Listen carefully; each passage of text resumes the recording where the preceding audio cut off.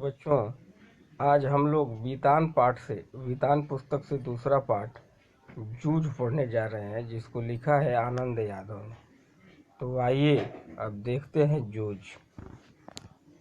पाठशाला जाने के लिए मन तड़पता था, लेकिन दादा के सामने खड़े होकर यह कहने की हिम्मत नहीं होती कि मैं पढ़ने जाऊंगा।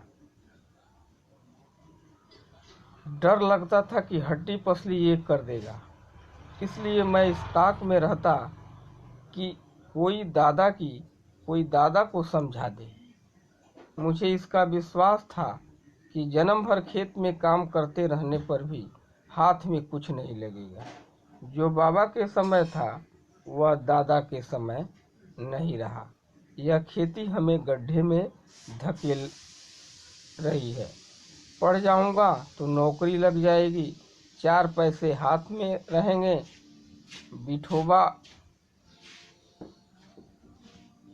अड़ा की तरह कुछ धंधा कारोबार किया जा सकेगा। अंदर ही अंदर इस तरह की विचार चलते रहते। दिवाली बीत जाने पर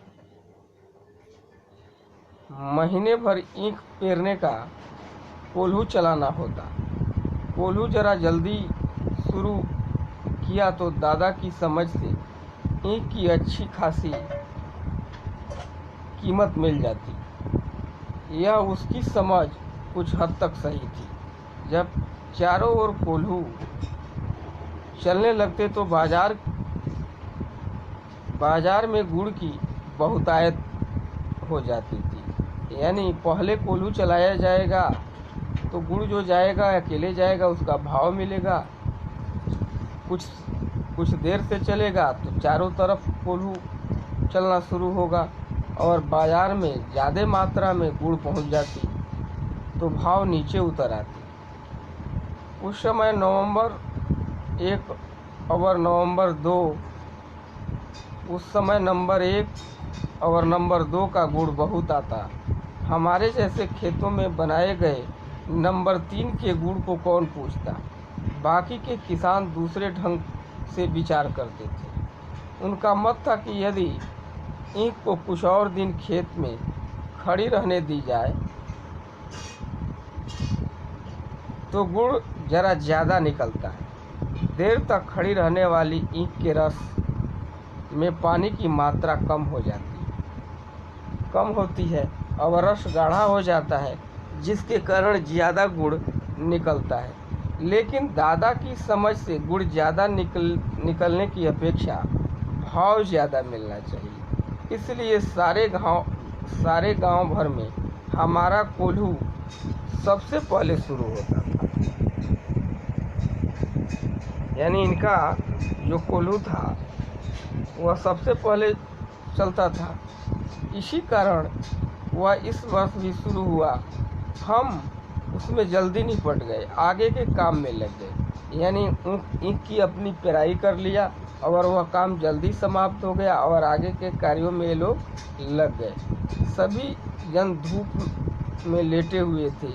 माँ धूप में कंडे थाप रही थी। मैं भी बाल्टी में पानी भर भर कर दे रहा था। कुछ न कुछ बातचीत भी कर रहे थे। हम दोनों ही थे, इसलिए यह सोचकर बात माँ से कहनी चाहिए और मैंने अपने पढ़ने की बात छेड़ दी। माँ ने कहा, अब तू ही बता मैं क्या करूं। पढ़ने लिखने की बात पर तो वह बरहैला सुअर की तरह गुर्राता है। तुझे मालूम है, माँ के मन में जंगली सुअर का बहुत गहराई में बैठा हुआ था।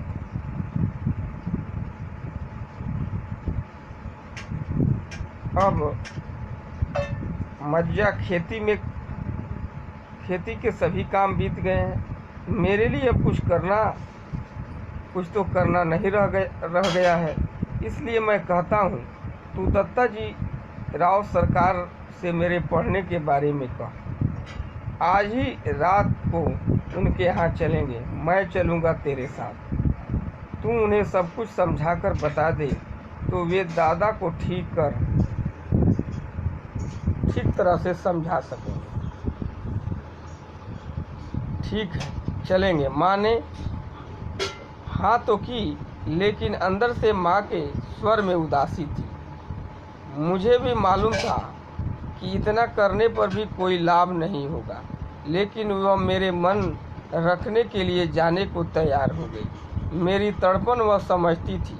7वीं तक पढ़ने की उसके मन में तैयारी थी, लेकिन दादा के आगे उसका बस नहीं चलता था। यानी वह 7 तक पढ़ना चाहता था, लेकिन उसके जो पिता थे वो उसे पढ़ाना नहीं चाहते थे। रात को मैं और मेरी माँ दत्ताजी राव देसाई के यहाँ गए। माँ ने दीवार के सहारे बैठकर दत्ताजी राव से सब कुछ कह दिया। वे भी इस बात से सहमत हो गए। माँ ने यह भी बताया कि दादा सारे दिन बाजार में रखमबाई के पास गुजार देता है, खेती के काम में हाथ नहीं लगाता। माँ ने देसाई को यह विश्वास दिला दिया कि दादा को सारे गांव भर आज़ादी के साथ घूमने को मिलता रहे, इसलिए उसने मेरा पढ़ना बंद कराकर खेती में जोत दिया। यह सुनते ही देसाई दादा चिढ़ गए और बोले, आने दे अब उसे, मैं उसे सुनाता हूँ कि नहीं अच्छी तरह देख। उठते उठते मैंने भी दत्ताजी राव से कहा, अब जनवरी का महीना है, अब परीक्षा नज़दीक आ गई है। मैं यदि अभी भी कक्षा में जाकर बैठ गया और पढ़ाई की दोहराई कर ली तो 2 महीने में 5वीं की सारी तैयारी हो जाएगी। मैं परीक्षा में पास हो जाऊंगा। इस तरह मेरा साल बच जाएगा। अब खेती में ऐसा कुछ काम नहीं, मेरे पहले ही 1 बरस बेकार चला गया है। ठीक है, अब तुम दोनों अपने अपने घर जाओ। वो आ जाए तो मेरे पास भेज देना। अगर उसके पीछे से घड़ी भर बाद में तू भी आ जाना। रे छोरा। जी कहकर हम खड़े हो गए। उठते उठते हमने यह भी कहा कि हमने यहाँ आकर यह सभी बातें कही, यह मत बता देना, नहीं तो हम दोनों की खैर नहीं। माँ अकेली सारा साग भाजी देने आई थी, यह बता देंगे तो अच्छा होगा। ठीक है, मुझे जो करना है मैं करूँगा। देख, उसके सामने ही तुझसे कुछ पूछूँगा तो निडर होकर साफ साफ उत्तर देना, डरना मत। आज बस इतना ही, आगे आपको कल पढ़ाया जाएगा।